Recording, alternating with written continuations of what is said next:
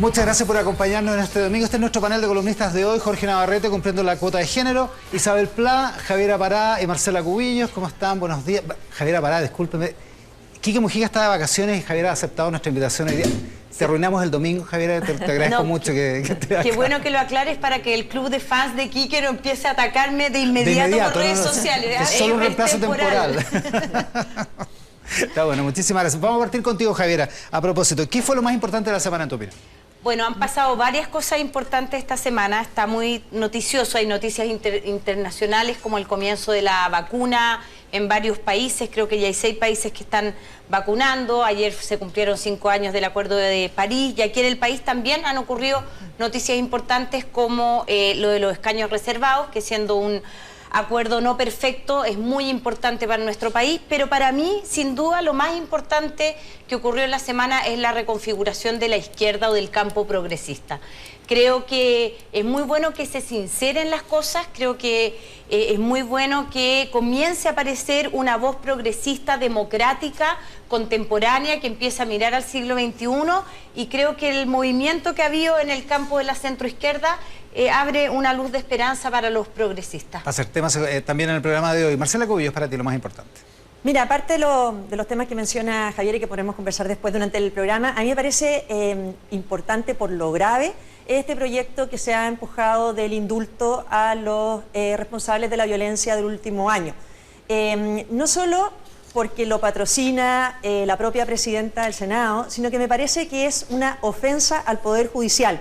Porque básicamente lo que nos tratan de decir es que acá no hay independencia de poderes, que el Poder Judicial no actúa de manera independiente, porque todos los que están hoy día privados de libertad lo están por decisiones del Poder Judicial y por hechos concretos. Aquí no hay presos por sus ideas, nadie se le está persiguiendo por pensar como piensa o por protestar, y además no están presos por decisiones políticas administrativas. Entonces, ¿en qué minuto la presidenta del Senado creyó que Chile vive en una dictadura, sin separación de poderes, sin Poder Judicial independiente? Y creo que es una señal muy grave cuando llevamos un año discutiendo sobre de qué manera aislamos la violencia y la enfrentamos conforme a las normas de un Estado de Derecho. Discutámoslo también más adelante. Jorge Navarrete, para ti, lo más importante.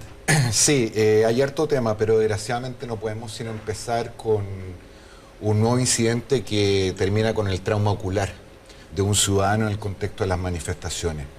Y aunque se trata de un hecho que se está investigando por parte de la justicia y los primeros videos no son concluyentes respecto a lo que ocurrió, a mí lo que más me preocupa es el debate que posteriormente se ha dado respecto a esta cuestión. Porque en Chile se ha empezado a instalar la idea, a mi juicio muy equivocada y de manera transversal y por lado y lado, de que el resguardo del orden público es incompatible con la protección de los derechos humanos.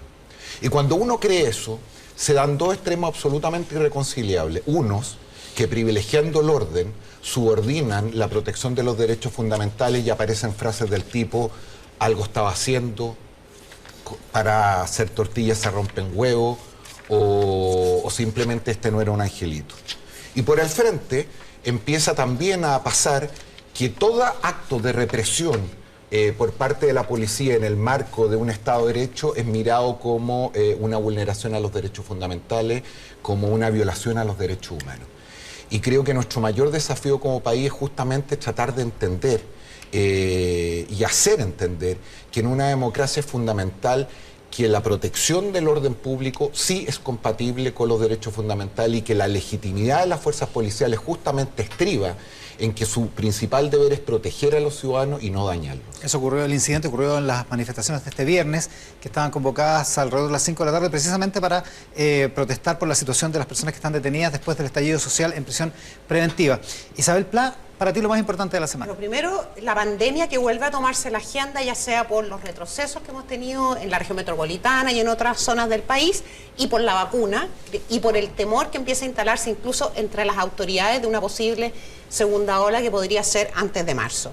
2, comparto con Marcela Cubillos que el tema para mí también más importante en lo político es el proyecto de ley de indulto o de amnistía que presentaron la senadora Muñoz, Proboste, Allende, entre otros, para, frente a las personas que están en prisión preventiva por cometer delitos en el contexto de la protesta social. Y otra cosa más en ese tema, Y aunque no está exactamente instalado de esa manera en el proyecto, también me parece muy preocupante para el país que un sector del país empiece a calificar de presos políticos a las personas que están cumpliendo esa prisión preventiva, ¿verdad?, por delitos que no son delitos políticos.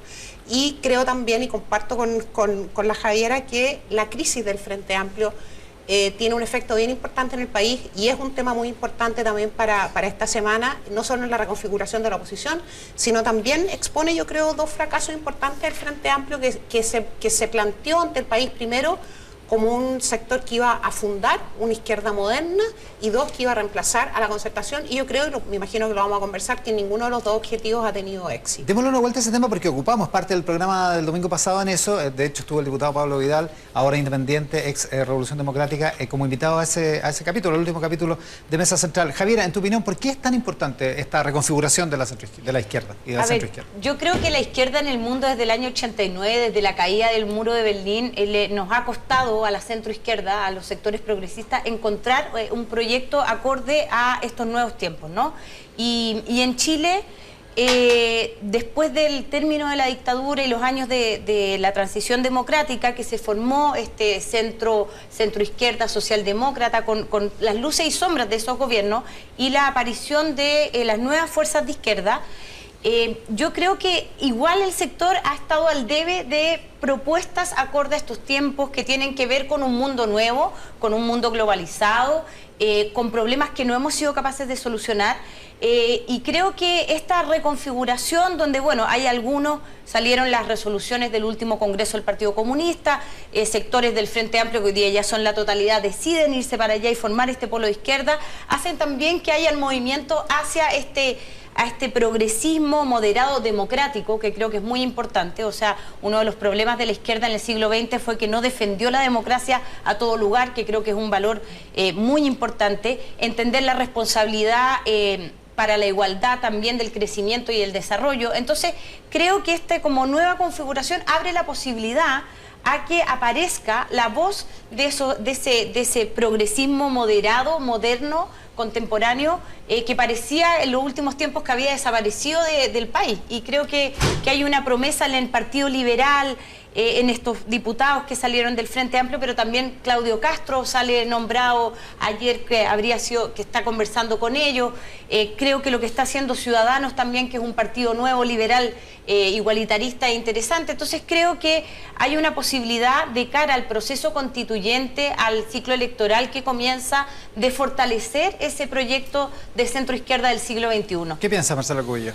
A ver, ojalá sea así. Yo creo que gran parte de los problemas que hemos tenido también estos últimos años es porque la centroizquierda que existe en Chile no estaba siendo representada eficientemente, por así decirlo, en el Congreso o en los organismos políticos.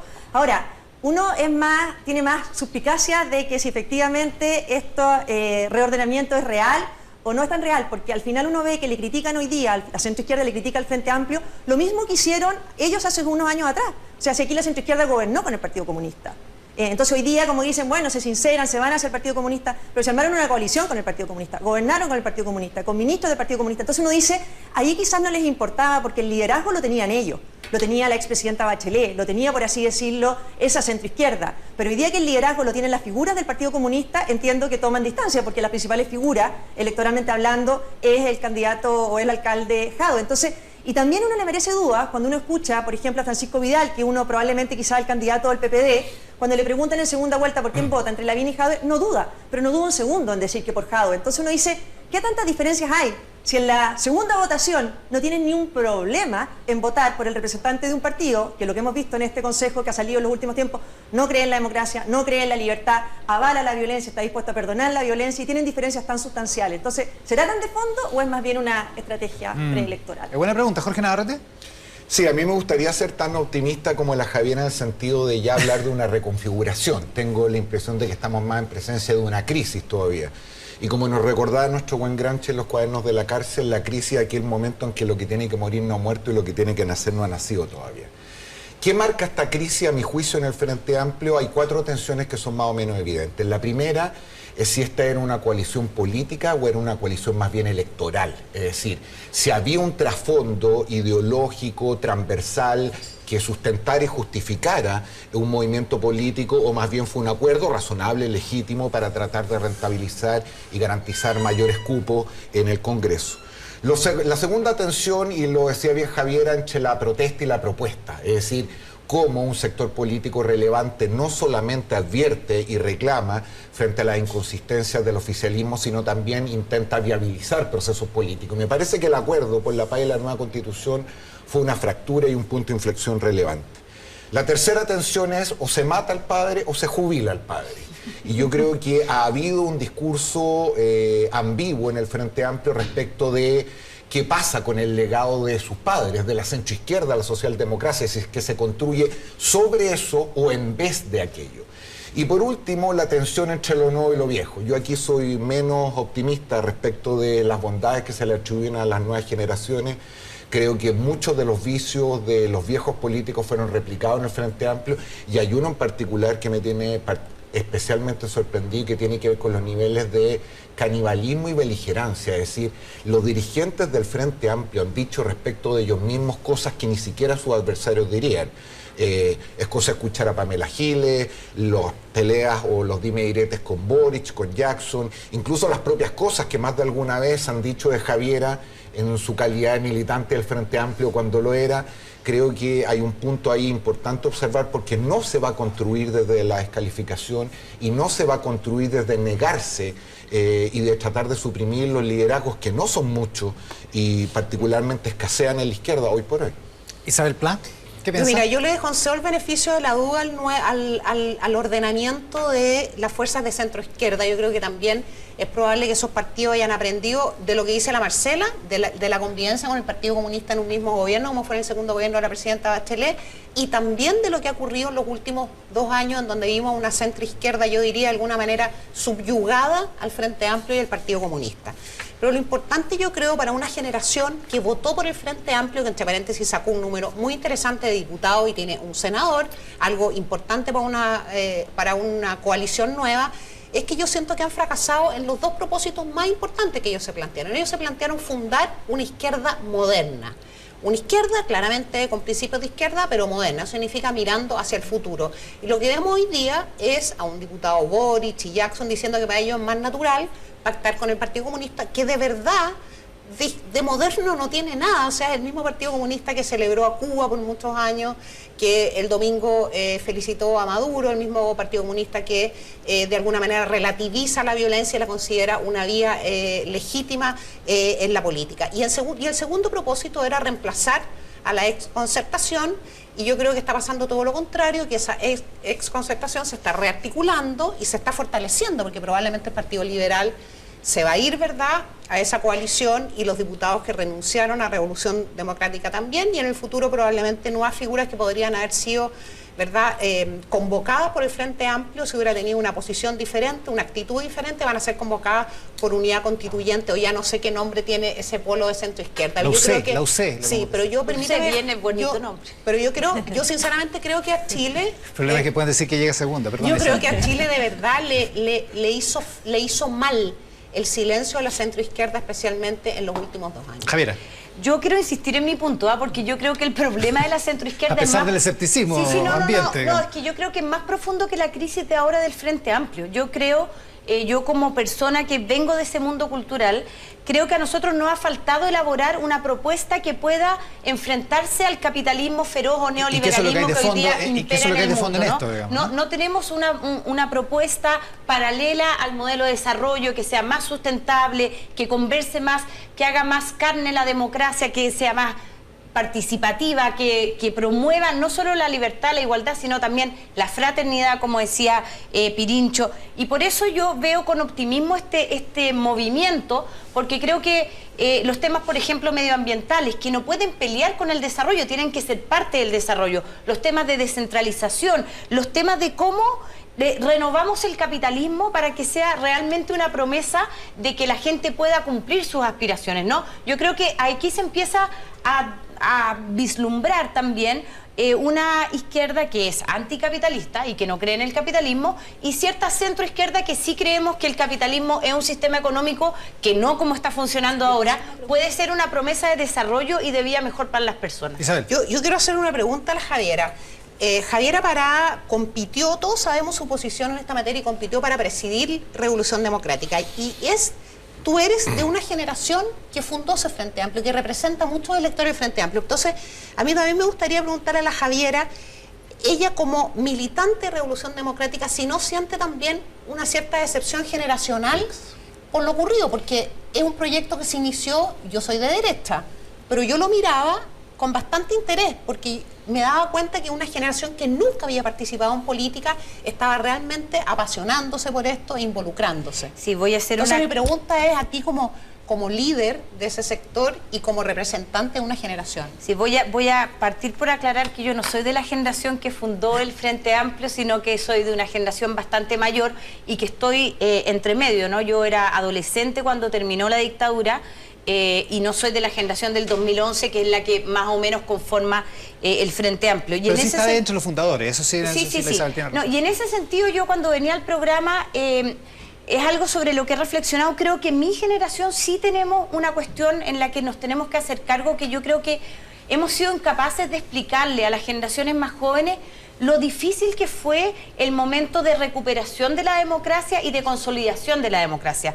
Creo que cuando se toma de manera tan liviana estas resoluciones del último Congreso del Partido Comunista, a valorar, por ejemplo, el derecho a la desobediencia en un contexto democrático o a la autodefensa, con los costos que tuvo para mi generación la estrategia de terminar con la dictadura a través de la movilización, validando la violencia como una herramienta, creo que no hayamos explicado los costos que tuvo para una generación entera o quizás para dos generaciones es un problema del cual nosotros nos tenemos que hacer cargo. Dicho esto, y para no sacarle el poto a la jeringa, perdón el vocabulario, yo sí creí... Con Quique las cosas son muy distintas. Pero bueno. Te dije que eres reemplazable, muy chica, y que era muy buena panelista. Yo creo que efectivamente la promesa de renovación del campo de la centroizquierda que hizo el Frente Amplio cuando nació está al debe. Y creo que los movimientos que se han visto para lado y lado, porque también ha salido gente que ha dicho que no son lo suficientemente de izquierda, como el Partido Humanista y el Partido Verde, que bueno, de nuevo no tienen nada, pero yo creo que esa promesa está al debe y por eso yo insisto, creo que lo que está ocurriendo de que hayan movimientos en torno a posturas más moderadas, abiertas al diálogo y sobre todo que creen que la democracia es el principal camino para conseguir las transformaciones sociales es muy importante. Sí, porque hay que recordar que el Frente Amplio ha perdido 5 diputados para un lado y 5 diputados para el otro, digamos. Se ha descendido por los dos lados, Marcela. Sí, lo que creo que es positivo de esto es que efectivamente la crisis política que estamos viviendo va a ir avanzando en todo orden de cosas a nuevos reordenamientos y quizás con ejes distintos en respeto al Estado de Derecho, efectivamente en aislar la violencia, en defender y cuidar la democracia que se ha construido y también en algo que es bien fundamental, porque independiente de las posiciones que hayamos tenido respecto al proceso constituyente que se inicia, bueno, ya está el proceso y queremos que funcione. Y yo pienso, cuando escucho al Partido Comunista, es que claramente es un sector que no quiere o no está demostrando la voluntad de que ese proceso funcione. O sea, cuando dicen que van a llamarlo a rodear de manifestación ciudadana, básicamente a presionar por violencia o por otros mecanismos, el debate que se va a dar ahí no te habla de un partido que esté comprometido porque el proceso constituyente vaya a funcionar. Entonces, todo lo que sea avanzar en nuevos reordenamientos que permitan a los sectores políticos diferenciarse en quienes están por respetar el Estado de Derecho, quienes no están por respetar el Estado de Derecho, quienes están por aislar la violencia y no quienes están por promoverla o avalarla o perdonarla y indultarla, como estamos viendo ahora, todo eso es positivo y ojalá que se vaya dando. Jorge Navarrete, ¿tú ves posible esos ejes? ¿Esa nueva distribución, como dice la Marcela? Yo quisiera creer que sí. Lo que me pasa es que llevamos varios minutos discutiendo sobre una cuestión importante que tiene que ver con los movimientos y los partidos políticos. Sin embargo, el principal reproche que podrían hacerse todos los dirigentes, que podríamos hacernos todos quienes hemos participado en partidos, en movimientos políticos, justamente tiene que ver con la completa desconexión que hay hoy con los ciudadanos. Y creo que la participación en las primarias probablemente refleja bien eso, no solamente respecto al Frente Amplio, sino que la mayoría de los partidos. Y por lo tanto, debemos también interrogarnos en cómo estas discusiones, que son discusiones bien interesantes, que creo que conectan con lo que va a ser el país en los próximos años, para quienes especialmente sostenemos que los partidos políticos son insustituibles y son el mejor instrumento de intermediación entre el poder formal y los ciudadanos, es qué está pasando al otro lado. Y desde esa perspectiva creo que hay que hacerse cargo de un profundo proceso de deterioro institucional, de desconfianza, de alejamiento, de casi desprecio que hoy día tienen muchas personas por la actividad política. Y por lo tanto, estas como otras discusiones que son necesarias, que son importantes, ya no es que entren en contradicción, están derechamente en otra frecuencia. Y no van a lograr los partidos ni recuperar estos ejes que plantea Marcela, ni transitar a este reordenamiento que plantea Javiera, si es que efectivamente no se hace la luz de la mayor legitimidad y de la mayor confianza respecto a las políticas, de la política y sus posibilidades. Y eso me parece a mí, estamos completamente al debe y debería ser una cuestión absolutamente transversal. Yo creo que si hay algo que hemos aprendido este proceso, es que la política es una cuestión demasiado importante para dejársela solo a los políticos profesionales. Javiera, cortito, antes, perdona, Pirincho, antes del corte. Yo estoy absolutamente de acuerdo con Pirincho y por eso creo que es tan importante lo que se logró esta semana en torno, por ejemplo, a los escaños reservados. Creo que mientras más aumentemos los canales institucionales de participación, por ejemplo en la Convención Constitucional, espero que el reglamento contenga maneras en que los ciudadanos y las ciudadanas que no vamos a estar allá adentro podamos participar. O sea, mientras más institucionalicemos la posibilidad de participación de la ciudadanía, que no son los políticos profesionales, más vamos a avanzar en relegitimación de la política, que hoy día, como dice Pirincho, está muy al debe. O sea, la cantidad de gente que se siente hoy día representada por los partidos políticos creo que es algo así como el 3% del padrón electoral. Les propongo, Marcela. Sí, no, es que una cosa corta, porque aparte de esto de la lejanía de los políticos, uno ve también, yo creo que influye mucho, es la intolerancia. Yo de verdad que sentí que de repente, no sé si le pasó a Isabel cuando fue ministra y todo, pero una de la mayor intolerancia le vio en sectores del Frente Amplio y del Partido Comunista más radicales, o sea, partidarios de cerrar el debate en las discusiones, que ni siquiera se discutiera, lo que estamos viendo a diario con la FUNA, o sea, cuando se le dice a una persona no vas a poder volver a caminar tranquilo todo el día, o sea, también hay que volver a validar un debate de ideas en que se pueden tener posiciones distintas sin que tu posición sea éticamente superior y por lo tanto tengo derecho a anular la tuya. Yo creo que eso también ha producido un deterioro en el último tiempo muy grave. Les propongo, nos tenemos que ir al corte. No, solo concordemos que la polarización no es patrimonio de un sector. Aquí hay sectores de lado y lado que han anulado el debate y no se han abierto a la posibilidad de que a veces el otro también tenga razón, pero eso no es patrimonio de un sector. La cultura mira, a propósito de lo que dice Pirincho, yo creo que la gente, los ciudadanos, lo que están exigiendo en la política es justamente terminar con esta política de la cancelación, que es lo que dice la Marcela: yo te cancelo a ti, tú no tienes derecho a hablar ni a opinar porque no opinas como... y que lleguemos con esa actitud a la constituyente, la integre, ¿quiénes la integren? Va a ser el padrón electoral el que va a elegir quiénes van a integrar esos 155 convencionales, y tenemos que llegar como país a esa convención sin cultura de cancelación, teniendo claro que todos los que estamos ahí creemos en la democracia, que vamos a respetar las reglas y que le vamos a dar a los chilenos como convención constituyente una constitución que tiene que durar décadas y que tiene que ser sólida y representar a una mayoría.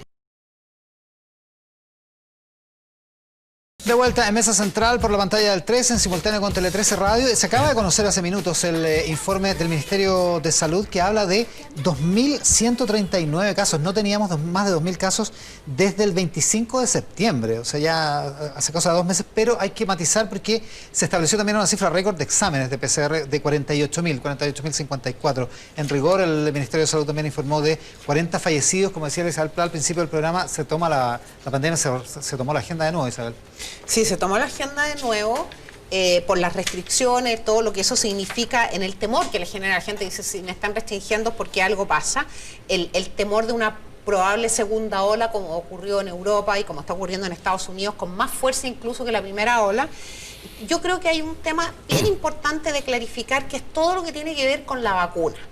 Lo que nosotros sabemos es que Chile tiene un convenio con la FDA. La FDA el viernes autorizó la vacuna de Pfizer, que es la que va a llegar a Chile, y el ISP está haciendo un trámite formal muy corto para validar esa vacuna en Que Chile. se supone que va a ser esta semana que viene. Exactamente. Después, el ministro ha asegurado que se está trabajando en la logística para el transporte seguro y la aplicación de la vacuna. Sin embargo, hay un aspecto que estábamos conversando antes de entrar al estudio que creo que es muy importante, que son las dudas que genera en la población la vacuna. Y eso creo que tiene que clarificarse mucho, explicar cuáles son los efectos de la vacuna, porque todas las vacunas tienen algún efecto colateral. ¿Cuáles son los efectos? ¿Qué personas no pueden vacunarse porque tienen alergia? Pero yo creo que hay un vacío de información para la población y eso hace que cerca de un tercio de los chilenos al menos diga que no quiere vacunarse. Y entonces A eso, pesar de las autorizaciones, claro, y eso no solo es malo para ellos mismos, que no quedan inmunes, sino que tampoco se cumpliría el objetivo, que es la inmunidad más general, que es el efecto que tienen las vacunas. Entonces, creo importantísimo como tarea de las autoridades y también de la ciencia entregar información muy clara y sencilla a la población respecto de qué significa la vacuna, cuáles son los riesgos de la vacuna y cuándo vamos a estar vacunados. Oye, esta es una pasada rápida para que hablemos del tema del indulto. Jorge Navarrete. Sí, yo en general suscribo todo lo anterior y sé que a muchos le puede parecer majadero y anecdótico, pero a mí lo del presidente de la República y el episodio de la playa me parece de verdad gravísimo. Y me parece gravísimo no solamente porque se trata de una autoridad de aquellos que juraron respetar la ley. Segundo, me parece muy grave porque estamos en un momento donde pedimos esfuerzo a la población muy grande, justamente, y ese llamado se hace por quienes a lo menos simbólicamente desatienden este tipo de reglas. Y tercero, porque el presidente en esto desgraciadamente tiene un track entre lo de la playa, entre la compra de vino, entre el funeral de su tío, para qué decir, el episodio lamentable de la foto en la Plaza Dignidad, que además termina después con una declaración que no es verdad del presidente de la República. Y digo todo esto no por encono hacia él, sino porque me parece que en un momento tan delicado como este, la credibilidad y la legitimidad de quien da las instrucciones y conduce al país en un proceso particularmente complejo es muy, muy sensible. Y que este gobierno tenga un 7% de aprobación, justamente, entre otras cosas, probablemente se debe también a episodios de esta naturaleza. ¿Marcela?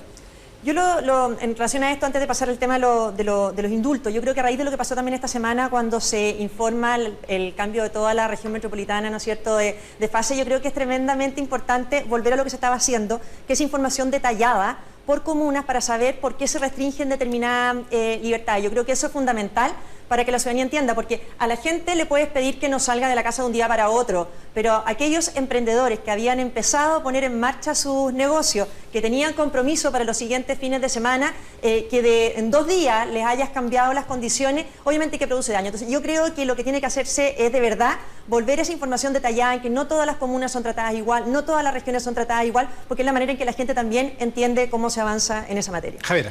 Sí, no, yo quiero sumarme a lo que dice Marcela. Yo creo que es imperioso, no solo que la autoridad dé el ejemplo, sino que den información para que la ciudadanía entendamos por qué hay que cumplir con las medidas. Tenemos uno de los estados de emergencia más largos del globo y no sabemos cuáles son los parámetros para mantener el estado de emergencia, el toque de queda, qué es lo que se mide, qué pasa en cada comuna, para que la gente adhiera a las medidas, que no son simplemente importantes por la cuestión sanitaria, para no enfermarnos y colapsar los hospitales, sino porque es urgente que emprendamos la reactivación económica que necesita que nos podamos mover.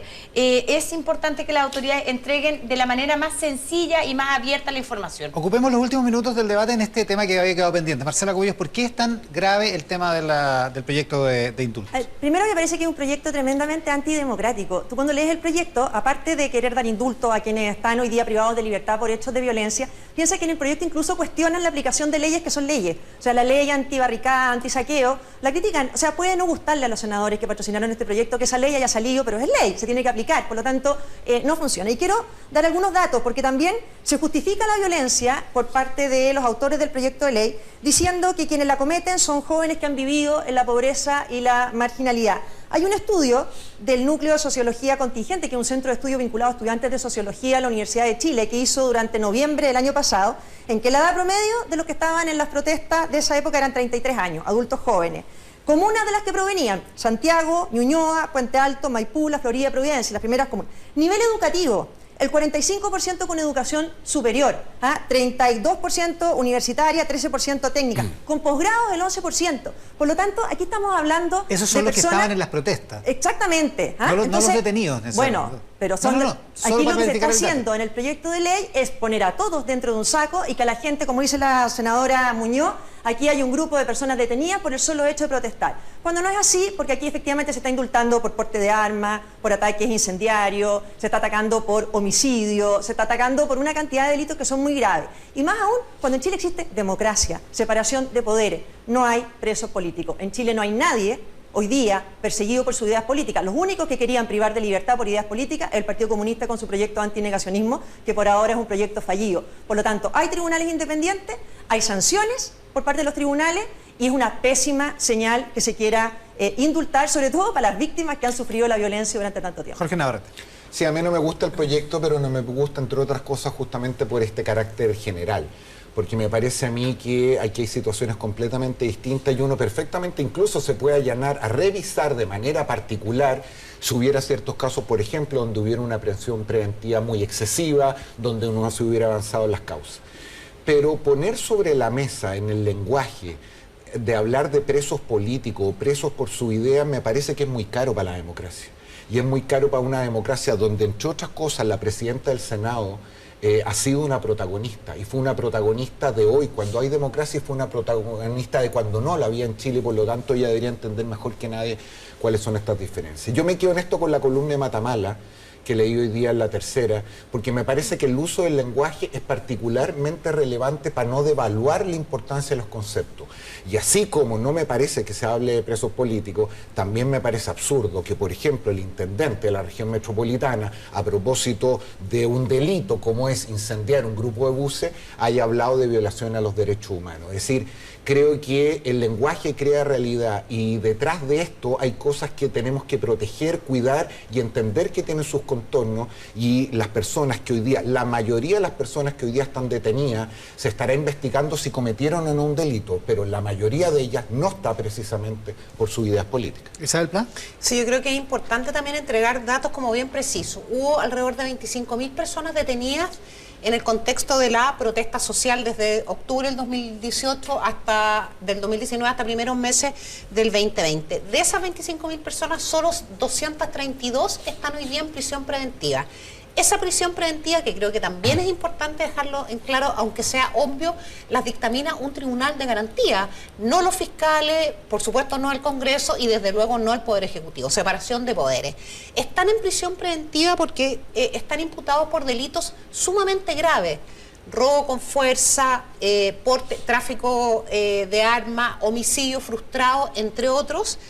¿Verdad? Que son gravísimos. Entonces yo creo que, primero yo le preguntaría a las autoras del proyecto si a ellas les parece que estos delitos por los cuales estas personas están en prisión preventiva y probablemente cuando se confirme, ¿verdad?, van a tener una sentencia importante, si a ellos les parece que estos delitos tienen que ser justificados en la manifestación social.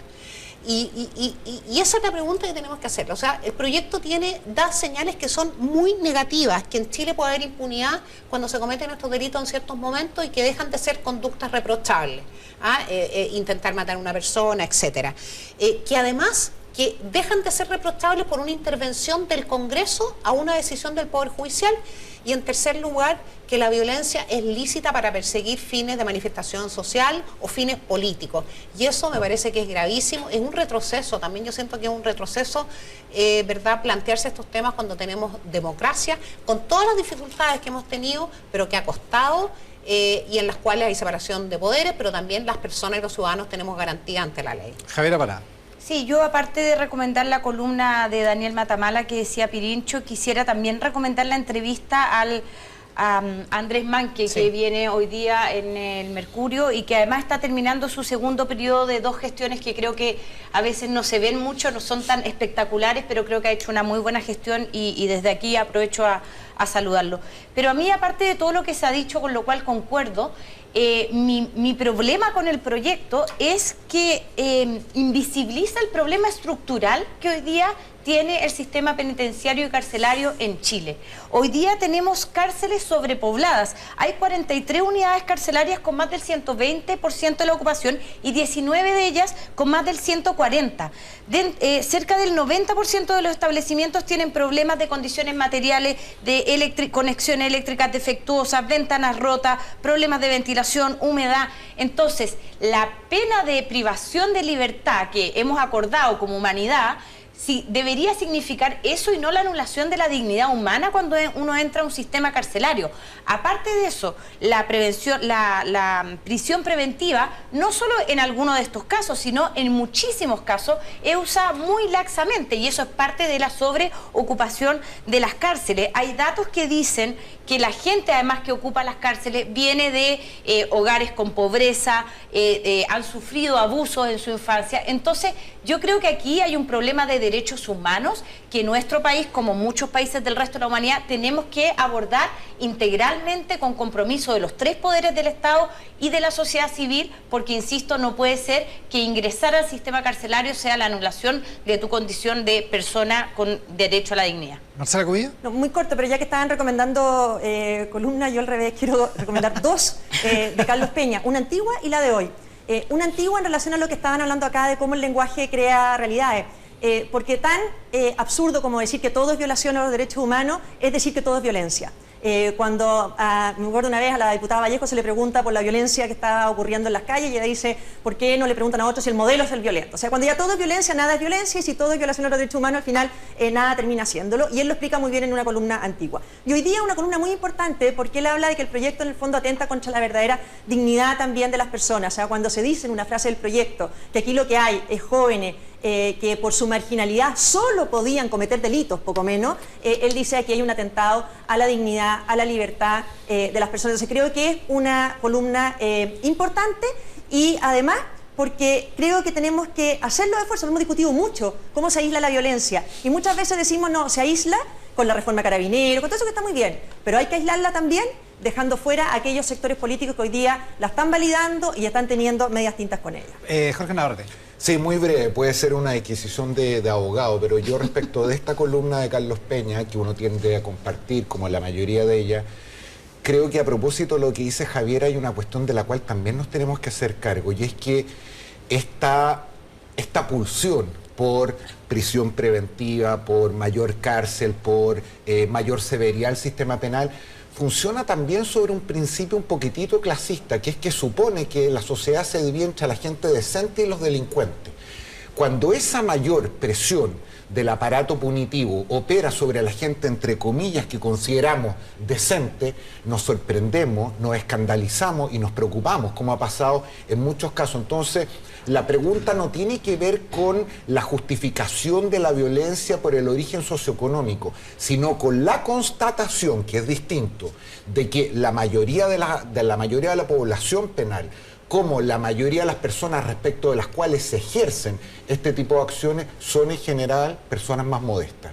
Y eso no es una coincidencia estadística y nos tiene que llamar a reflexionar qué estamos haciendo mal como sociedad, independiente que eso no signifique ni justificar ni contextualizar lo que aquí ha ocurrido. Estamos en el tiempo, 20 segundos. Sí, mira, tiene un punto Jorge respecto de ese tema y por eso es tan importante validar la ley, las garantías que tienen las personas para que todos tengan acceso a una defensa de la misma calidad. Muy buena la entrevista a Andrés Manque, la leí, me tocó mucho trabajar con él también como ministra, justamente para que esos prejuicios sociales que tienden muchas veces a expresarse en una realidad, que es que unos se dan presos más que otros, ¿verdad? Vayamos despejándolo y todas las personas sepamos que cuando vamos a cometer un delito económico, criminal o de la naturaleza que sea, vamos a estar sometidos a la justicia y vamos a tener una pena. 20 segundos, Javier. Sí, no, yo quiero insistir en los temas estructurales. Aquí yo creo que hay que denunciar el uso abusivo de la prisión preventiva, que ha aumentado entre los años 2007 y 2017 un 40%. Esta medida cautelar debería ser aplicada de manera excepcional y no lo ha sido en los últimos años. Y luego decir que lamentablemente esta falla en el sistema carcelario que tenemos, lo que hace es que ese sistema no pueda ofrecer una de las cuestiones por la que existe, que es permitir la reinserción y rehabilitación de de las personas. Un 50% de las personas que pasan por la cárcel reinciden el primer año y en el tercer año es un 70% de las personas que reinciden. Por lo tanto, yo creo que es de primera prioridad que nuestra sociedad en su conjunto se haga cargo de cómo tenemos un sistema penitenciario y carcelario que sirva a su propósito. Marcela Cubillos, Javiera Pará, Isabel Pla, Jorge Navarrete, muchísimas gracias por compartir esta mañana domingo. De vuelta en Mesa Central, domingo por la pantalla del 13 en simultáneo con Tele 13 Radio. Ustedes lo ven en pantalla ya, el diputado Javier Macaya, que ayer fue electo presidente de la UDI. Vamos en enero, ¿no? ¿Cómo está, diputado? Felicitaciones por su triunfo. Muchas gracias, Iván. En las próximas semanas estamos ya desde mañana trabajando ahí para todo lo que viene en adelante. Y va a reemplazar a Jacqueline Van Rieselberghe como presidente de la UDI. ¿Cuál era la diferencia con Víctor Pérez, su contendor? Primero, continúa el cambio. Yo creo que nuestra lista representa un cambio de estilo, de meterle más futuro. Creemos que la UDI tiene que recuperar influencia, contenido y ser protagonista en los debates que vienen, que particularmente en el debate constituyente. Algunos dicen que se acaba la era de los coroneles con su triunfo. Mira, para lo que viene en adelante, nosotros siempre dijimos que el día de hoy, que el 13 de diciembre, era igual o más importante que el 12 de diciembre. Nosotros necesitamos a todos en la UDI para el desafío que viene. Vamos a tratar de sumar. Le queremos, obviamente, invitar a la gente que participó en la lista de Víctor, al propio Víctor, agradecerle, porque tuvimos una competencia bien en fair play. Yo creo que es algo que le hace falta de repente a la política, y la UDI creo que dio un ejemplo de hacer una competencia bien en la lógica unitaria y con absoluto juego limpio, y eso es importante. No fue campaña a los cuchillazos, digamos. No, y creo que fue parte de lo que logramos, y por eso es importante que a partir de hoy día vayamos trabajando con la máxima unidad posible. Ahora, sí es cierto que Víctor Pérez representaba esa UDI ligada, qué sé yo, a Pablo Longueira, quien reemplazó como candidato, a esa antigua estructura de lo que se llama los coroneles. Yo nunca entendí por qué eligieron ese apodo, ese apelativo, todo esto, pero bueno, a esa vieja estructura que básicamente comandó la UDI con mano firme, digamos, durante tantos años. Yo creo que nosotros tenemos una oportunidad bonita de hacer política en los tiempos que corren, que son los más desafiantes que tengamos los que estamos en política probablemente en la vida.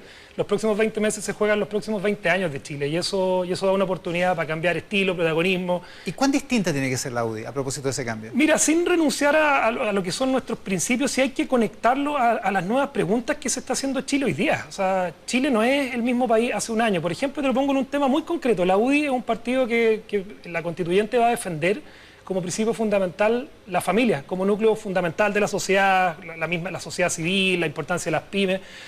Pero cuando tú hablas de la familia de hoy día, la familia de hoy día es súper diferente a la familia de hace un año atrás, donde la familia no estaba en modo teletrabajo, no estaban los desafíos de lo que significa el Big Data, la cuarta revolución industrial. O sea, creo que nosotros tenemos más conexión para lo que tiene que hacer la UDI en la política del siglo XXI, que son además, de nuevo, los tiempos más desafiantes que a cualquier político le vaya a tocar vivir en su vida. Yo creo que estos 20 meses van a ser muy desafiantes en ese sentido. Ya, pero a propósito de defender la familia, una UDI moderna, una UDI del siglo XXI, ¿estaría abierta a que hubiera libertad de acción entre sus parlamentarios, por ejemplo, para votar o entre sus convencionales, para votar que el matrimonio sea igualitario en Chile? Tenemos distintas posiciones al interior de la UDI, pero en general en la UDI prima la defensa de la familia como la familia y el matrimonio como núcleo fundamental de la sociedad. Ya, pero no es un principio fundamental del partido. Mira, de nuevo, tenemos una conexión que, sin renunciar a lo que son nuestros principios fundacionales, nos obliga a conectarnos con nuevas preguntas, con nuevos desafíos, con nuevos temas. A mí me gustaría ver a la UDI hablando de medio ambiente, de derechos humanos, de temas que no tienen que ser privativos para las banderas de la izquierda. Yo creo que la UDI tiene un desafío en ese sentido, y no significa que vengamos ni a liberalizar la UDI, ni a renunciar a los principios, ni jubilar también a las personas que hicieron grande este partido. Los necesitamos, es muy importante contar con ellos, pero dotar de un nuevo liderazgo y una nueva empatía con las preguntas del siglo XXI. Ahora, sí es cierto que hicieron grande probablemente al partido, en algún momento fue el partido más grande del país en términos de representación parlamentaria y de votación, pero también es cierto que le dieron un perfil a la UDI que es de un partido súper refractario, el partido del veto, por decirlo así lo llaman en la izquierda. Lo escuchaba el otro día en un fíjate, Iván, que yo creo que eso es la caricatura que se ha tratado de construir de la UDI, lo que hizo grande. Es cierto que se opusieron hartas cosas pero es que yo te lo pongo durante los últimos 30 años. Es que claro, pero es re fácil, y desde la actual oposición también se han opuesto muchas cosas. Lo que pasa es que se construye una caricatura y hay un enemigo que es bastante evidente para la izquierda, que siempre ha sido la UDI. Pero yo te lo pongo en términos, la UDI se hizo grande saliéndose del esquema del poder político tradicional, de cuántos cupos le correspondían, porque además éramos oposición, éramos un partido chico, de cuántos cupos en los ministerios, de la pelea con RN. hoy día como que caímos un poco en la lógica de los partidos políticos tradicionales, de cuántos seremis, cuántos ministros y las peleas que se dan por la prensa por eso.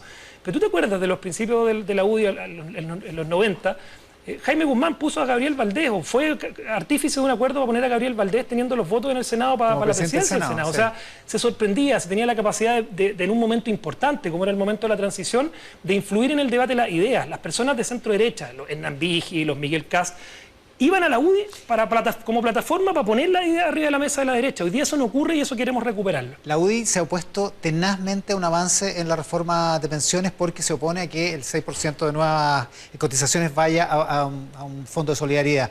¿Usted estaría dispuesto a transar en esa...? Pero Iván, mira, y la izquierda también se ha opuesto tenazmente. No, sí, pues, si en el fondo UDI, lo que necesita Chile hoy día y la UDI es conversar más, lograr acuerdos. En esta materia perdimos una oportunidad gigantesca a propósito del tema del retiro del 10%, porque la capitalización individual, la propiedad de los fondos de pensiones, del 10%, del 20% y del 100%, siempre hemos defendido que es de los chilenos. El derecho a propiedad involucrado, y ahí se perdió una oportunidad para haber vinculado eso con la reforma de pensiones. Yo veo que está cada vez más difícil sacarla adelante, pero vamos a trabajar en eso, y no va a ser con el dique de la UDI, sino que con la capacidad de construir propuestas en materia de pensiones. ¿Dando hasta que duela, como dijo María José Hoffman? ¿Perdón? ¿Dando hasta que duela, como dijo María José Hoffman? Sí, oye, la Pepa ha sido, y quiero hacer un homenaje a la María José, ha sido muy importante, ella va a ser un motor importante de lo que nosotros construyamos para adelante, no sé si dando hasta que duela, conversando todo lo que sea necesario, porque es lo que exige Chile hoy día. Mira, ustedes tienen en el próximo bloque, y creo que es notable entenderlo, a los rectores de la Chile y de la Católica, que me los encontré allá afuera, y es increíble como entender de que lo que ellos encontraron hoy día es una sociedad menos polarizada de lo que todo el mundo nos trata de vender. A lo mejor somos nosotros, a lo mejor la clase política, los medios de comunicación, la élite, la que inventa una cuestión de polarización, pero Chile pide a gritos que nos pongamos de acuerdo, y hay una exigencia en lo que significan los 2/3 de la constituyente que nos habla de la necesidad de lograr acuerdos y unirnos un poquito más para construir el país que necesitamos para los próximos años. Oiga, hablemos del desafío presidencial. En las últimas semanas usted dice que le gusta Sebastián Sichel, pero Sebastián Sichel no es de la UDI. No es de la UDI. La UDI tiene dos grandes candidatos. A mí me han preguntado por Sebastián, yo tengo simpatía, lo conozco, fue una persona que compartimos en los tiempos de la universidad. La UDI ha dado muestras de generosidad en otros momentos para pensar en lo mejor para Chile. Llegó a Sebastián Piñera sin ninguna cuestión interna y entendiendo que era el camino lógico. Pero tenemos dos tremendos candidatos que son, yo creo, los mejores posicionados hoy día, que son Joaquín Lavín y Evelyn Matei, y me la voy a jugar obviamente para que alguno de ellos dos, con las reglas del juego transparentes, claras y con igualdad de oportunidades y no descartando ningún mecanismo para la definición, puedan ser el próximo presidente de la República. Tú hoy día, no sé si los viste, aparecieron en un medio de comunicación, se juntó Evelyn y Joaquín. Yo creo que ese es el camino, empezar a conversar con máxima generosidad. Una nota que sale en el Mercurio, que se juntaron con Mario Desbordes para... Y eso es súper importante. Acuerdo de fair play. Acá muchas veces el mensaje por la prensa entrega señales que son media incorrectas. Yo creo que acá es la señal que necesita nuestra coalición para proyectarse hacia adelante. Ya, pero volviendo al tema de Sebastián Sichel, no cabe un tercero en esta discusión, en la UDI al menos. Pero es que Chile, lo más probable es que tenga una primaria abierta, donde hoy día la coalición no es la UDI solamente ni Renovación Nacional, como era tradicionalmente la alianza. Hoy día la lógica, y esto lo hemos conversado harto, la lógica de la competencia férrea, cuántos cupos tú, cuántos cupos yo, al interior de Chile Vamos, tiene que ser reemplazada por una lógica de colaboración, de más conversación. Acá uno tiene que renunciar incluso a ciertos espacios de poder, oye, tengo el ministerio de acá, tengo la seremía de allá, porque lo que se juega es tan importante, y particularmente en la constituyente, que no sacamos nada con quedarnos en la lógica del poder, de la discusión del poder político por cupo. Y eso, de nuevo, en la primaria, yo creo que va a haber espacio desde otros partidos, incluso la propia UDI y Renovación Nacional abrieron en la elección primaria anterior un espacio para un independiente como fue Sebastián Piñera, que terminó siendo el presidente de la República. ¿Una primaria de Chile Vamos antecedida de una primaria de la UDI entre Matei y Lavín? No sé, está por conversarse con ellos. A mí me gustaría conversar con ellos, pero yo no descarto ningún mecanismo. Primaria... ¿Cuál le gusta a usted?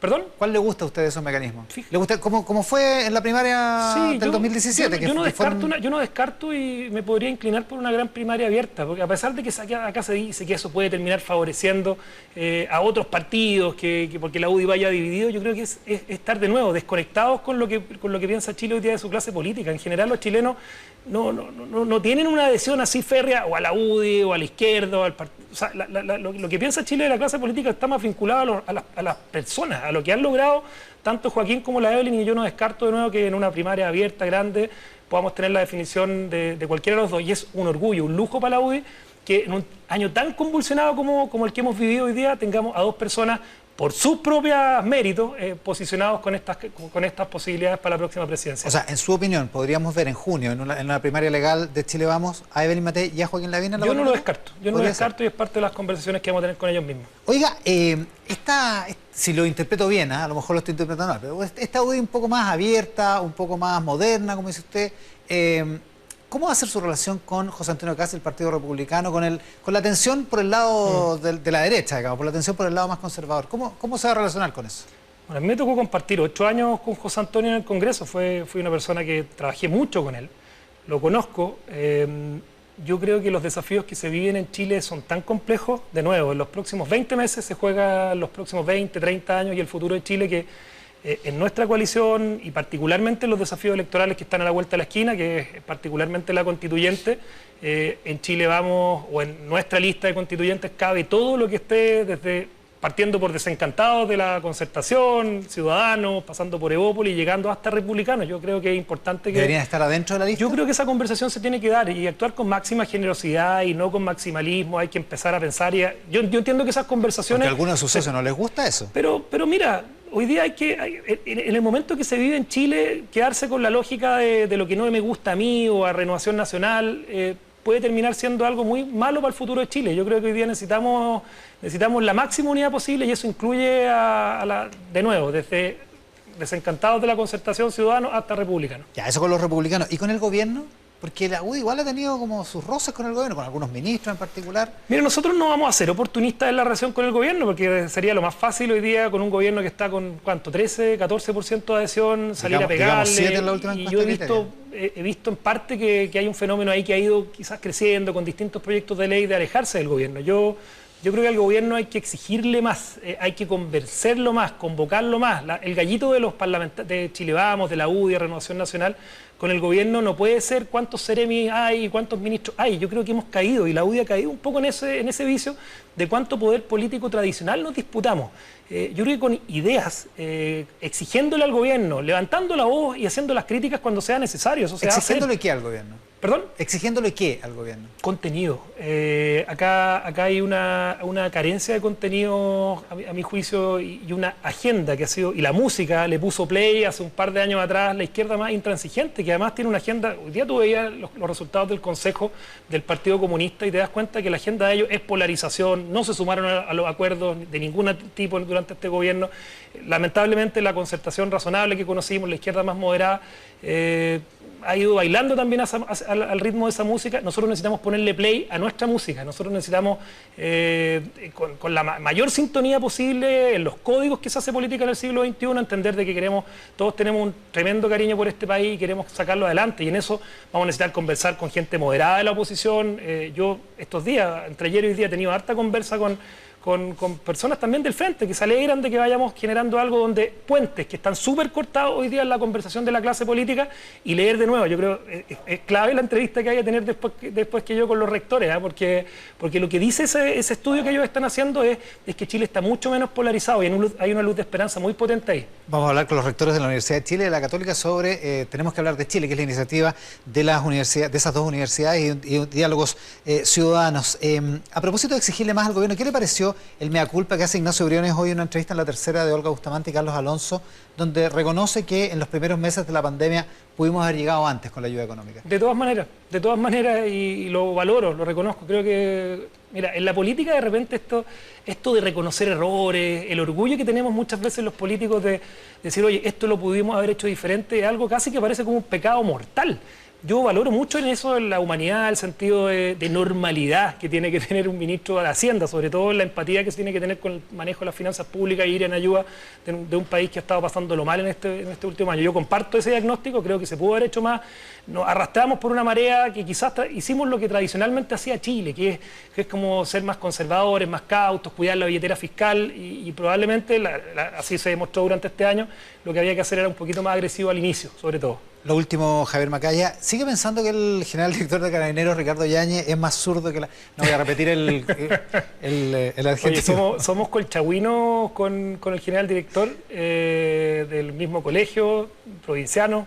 lo llamé para pedirle disculpas si esto fue como el cagüín que uno conversa con el vecino y le está contando algo que le dijeron y que de tercera. Sí, pero eso es lo formal. Pero es que no es una cuestión que era parte como que me hubiese estado tomando una copa de vino con el diputado Melero. Se entiende. Es un micrófono que no tendría que haber estado abierto. Nos ha pasado a todos, pero... Mira, yo creo que Carabineros es una institución tan relevante y en mi vida me ha tocado defenderla tanto y ser tan cercano. Mira, somos como anécdota. Mi padre es presidente o fue presidente del Círculo de Alguaciles de Colchagua, donde estaba el general Yáñez, en ese tiempo coronel, a cargo de la prefectura de Colchagua. O sea, oye, mi excusa, lo llamé personalmente y tenemos un café pendiente que espero que lo tomemos en los próximos días.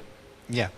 Pero tiene una opinión respecto de la opinión política. Sí, tengo una opinión política. Yo creo que Carabineros ha sufrido tanto con la agresividad de un movimiento que es bastante, casi medio anárquico. Tú ves en las calles de Santiago, all caps are bastards, y eso es algo que se va tratando de instalar. Yo creo que Carabineros lo ha sufrido tanto que es muy difícil que Carabineros hoy día sintonice con las personas que están detrás de ese movimiento. Yo creo que Carabineros es una institución demasiado importante para la democracia y vamos a seguir defendiéndola desde la presidencia de la UDI ahora. El diputado Javier Macaya, presidente electo de la UDI en la elección de ayer. Diputado, muchísimas gracias por la gentileza de estar esta mañana. Muchas gracias, Iván.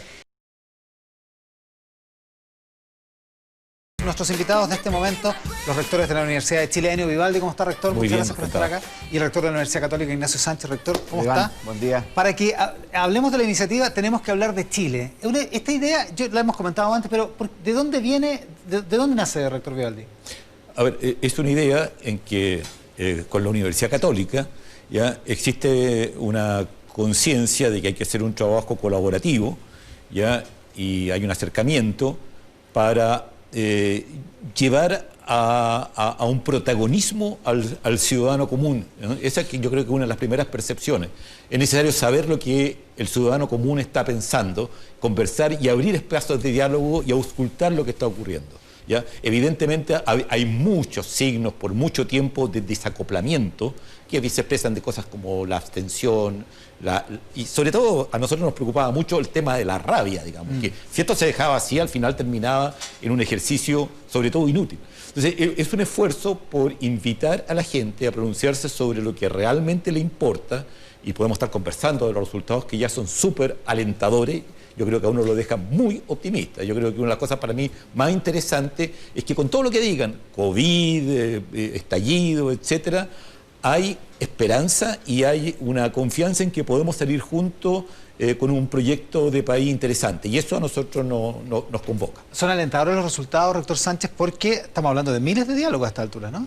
Exacto, tal cual dice Enio, nosotros comenzamos esta tarea conjunta a principios de año, ¿eh? La verdad es que a principios de marzo, y ahí nos dimos cuenta que había que hacerlo virtual, y ahí nos pusimos a organizar. Aquí hay un equipo, tenemos que hablar de Chile, muy profesional, que constituyó un consejo amplio en donde participamos junto con actores de la sociedad muy diversos, pueblo originario, estudiantes. Es un consejo muy enriquecedor que al menos una vez al mes estamos en conjunto con ellos trabajando, y hemos logrado reclutar, por ejemplo, cerca de 100.000 opiniones en encuestas, en cuestionarios, y más de 12.000 personas que han conversado en grupos de 5 o 6 personas con un moderador, con una estructura de conversación, y por tanto tenemos a 12.000 opiniones muy enriquecedoras, y el tema es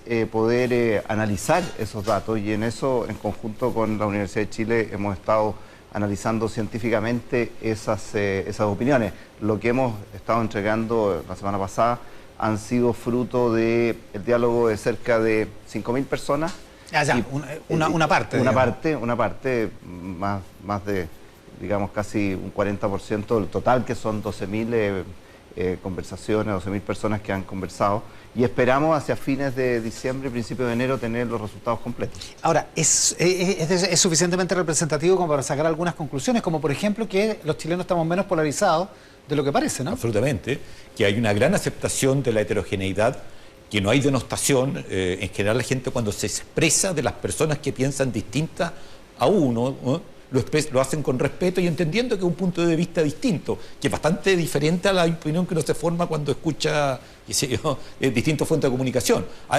Se acepta la heterogeneidad como algo valioso. Para nosotros que estamos en el ambiente educacional eso es clave. La heterogeneidad es una riqueza, que haya gente con opiniones distintas, religiosas, políticas, ideológicas, de origen étnico, lo que fuera, es muy, muy valioso para el proceso educacional.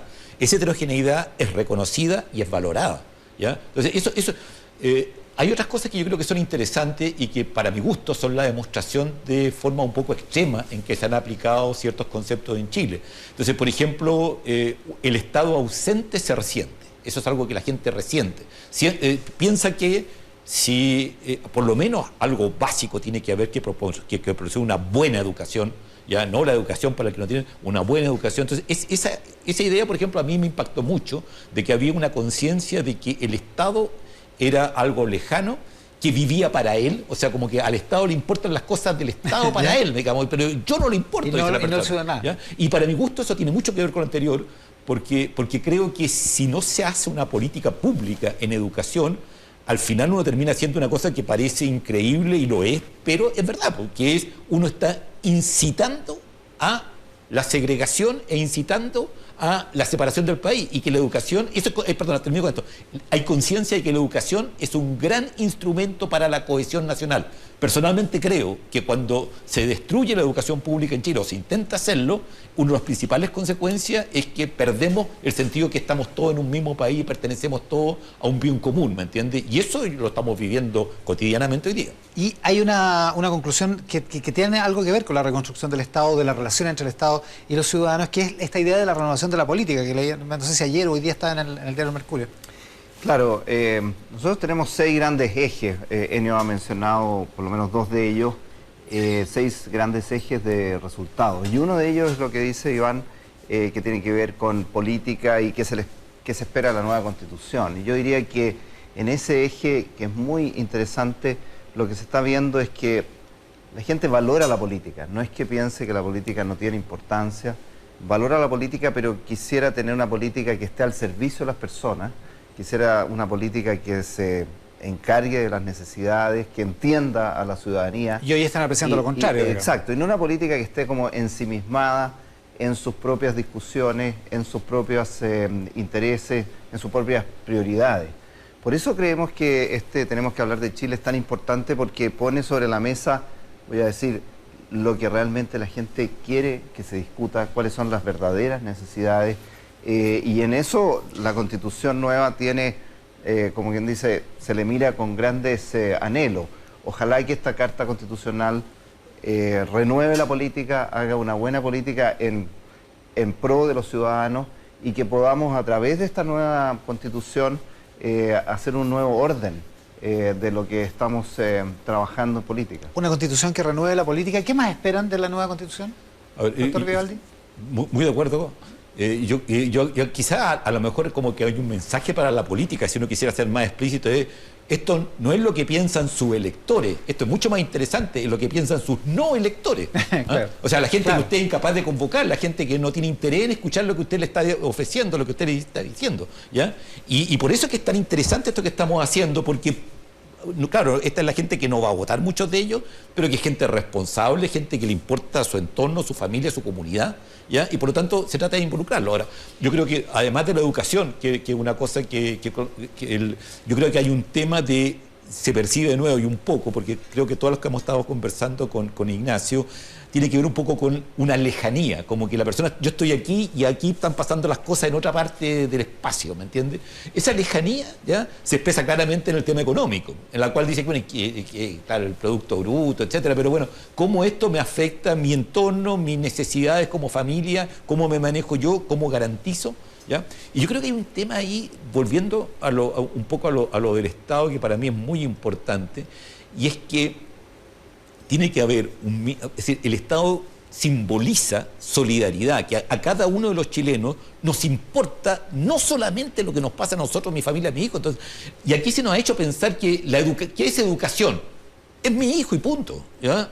Y ahora lo que hay que volver a pensar es que educación es algo que afecta a la sociedad chilena entera, que la suerte que tenga ese proyecto nacional es lo que va a repercutir, tal como ocurrió en la pandemia, lo vimos, en cada uno de nosotros. Entonces, ese volver a tener una mirada sistémica se expresa en el tema de la economía, se expresa en el tema de la educación, se expresa en el tema de la evaluación de la política. Cuando hablamos de la Constitución y la expectativa de la Constitución, está presente el volver a tener esa mirada del país como un conjunto y no como individuos, cada uno sacando lo suyo por su parte y preocupado solamente de su interés inmediato específico. Ya, a propósito de la constituyente, esta pregunta es para los dos, pero parto por usted, rector Sánchez. ¿Cómo dialoga lo que la gente que está en este proyecto, tenemos que hablar de Chile, piensa respecto de la Asamblea Constituyente, de la Convención Constituyente, con esta idea del Partido Comunista de que hay que rodear a la Constituyente de movilización de masa? ¿Cómo dialogan esas dos ideas?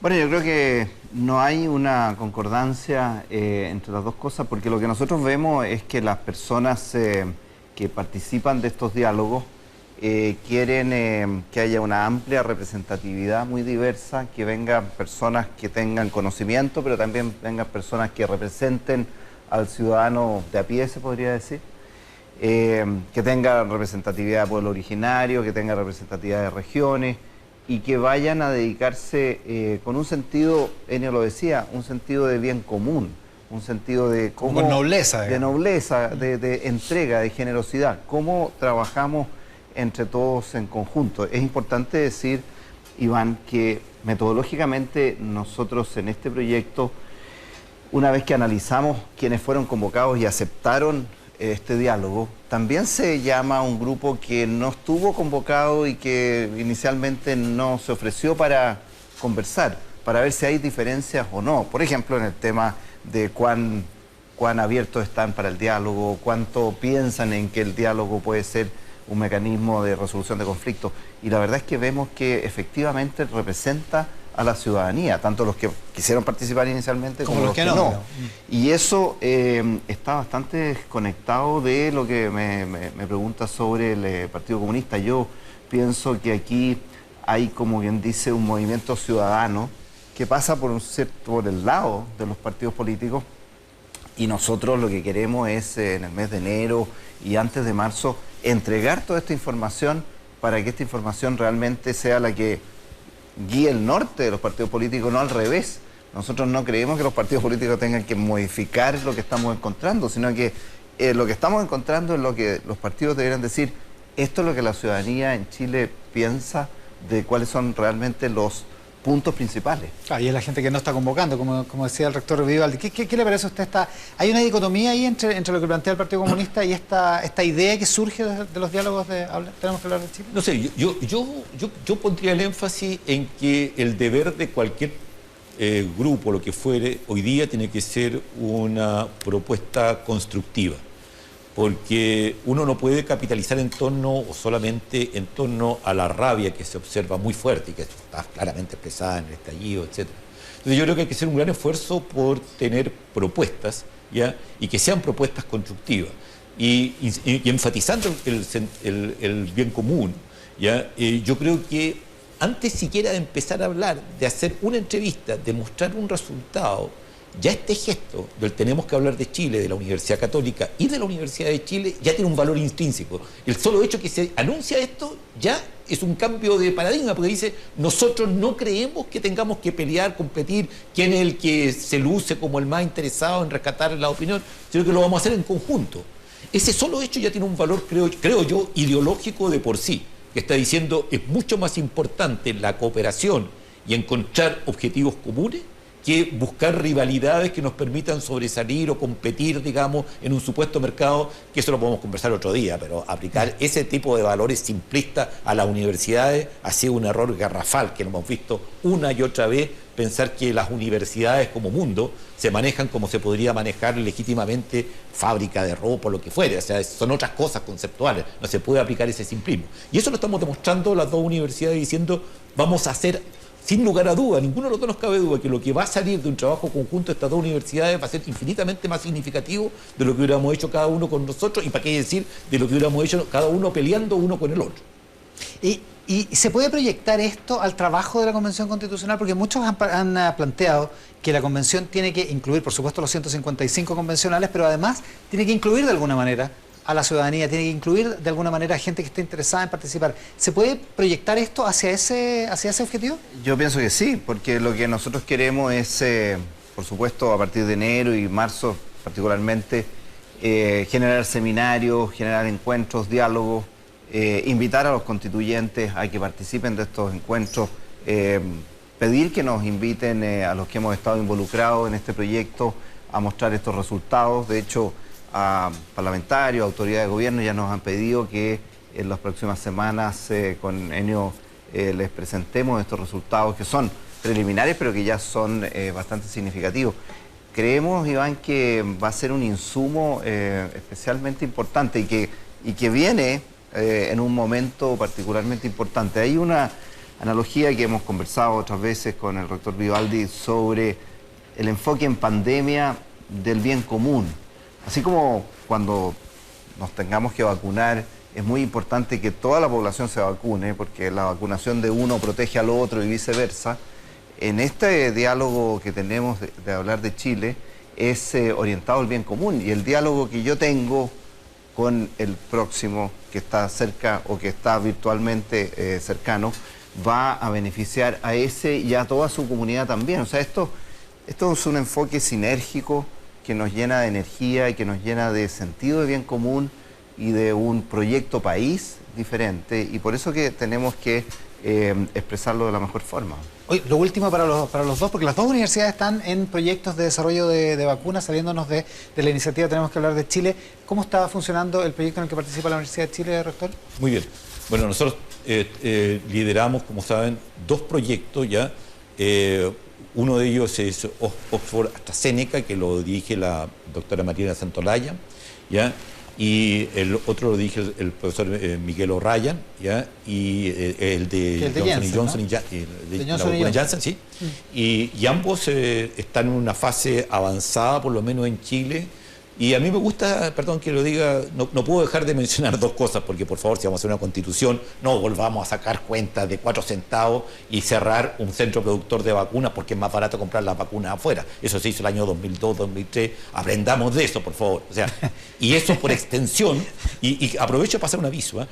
A mí me parece que este año, cuando discutimos en el Congreso el presupuesto universitario, ¿ya? Y debo agradecer a parlamentarios como Yanna Proboste, Carlos Monte en el Senado, muy especialmente a José Miguel Ortiz, que se jugó por el hospital de la universidad, que está en una situación muy, muy complicada, pero no quiero divertir. Pero sí tiene mucho que ver, lo que usted está preguntando sobre las vacunas, tiene que ver con qué queremos que Chile haga a futuro en cuanto a capacidad científica y tecnológica. Y eso es lo que estaba en juego en el presupuesto. No era plata más o plata menos para esto o para otra universidad. Era si queremos tomarnos en serio el desarrollo científico y tecnológico. La vacuna de Chile. Es un ejemplo y la vacuna es el de... mejor ejemplo. Y como muy bien decía Ignacio, esas son cosas que hay que hacerlas a nivel... O sea, uno no vacuna personas, uno vacuna una población.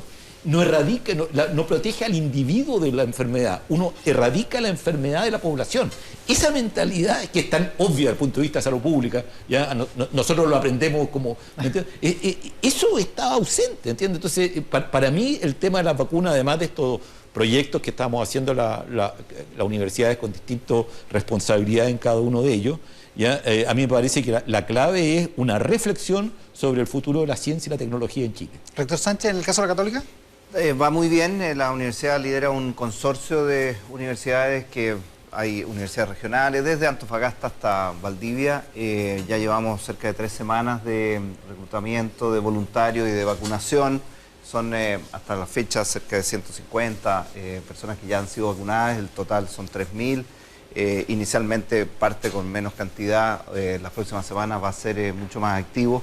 Y quiero destacar lo que decía Enio también en nuestra relación con regiones, porque en conjunto con la Universidad de Chile estamos apoyando una iniciativa que lidera la Universidad de Antofagasta para el desarrollo de vacunas y de procesamiento de vacunas en el norte del país.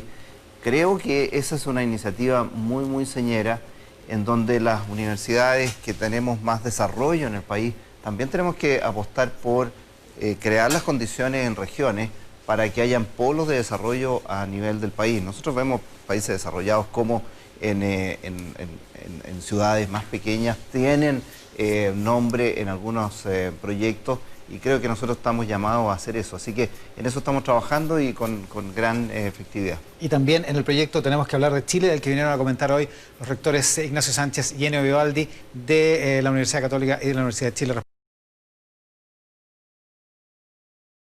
Nuestra sección Quiero ser constituyente, todos los domingos sobre esta parte del programa. Les presento acá en el estudio al abogado Ricardo Neumann. Ricardo, ¿cómo estás? Muchas gracias por estar acá. Gracias por la Al periodista Daniel Trujillo. Daniel, Hola. ¿cómo estás? Muy bien, muchas gracias. Gracias por estar acá. Y conectada por Zoom, Iona Rothfeld, futbolista y cientista política, está en Estados Unidos, donde fue a titularse. ¿Cómo estás, Iona?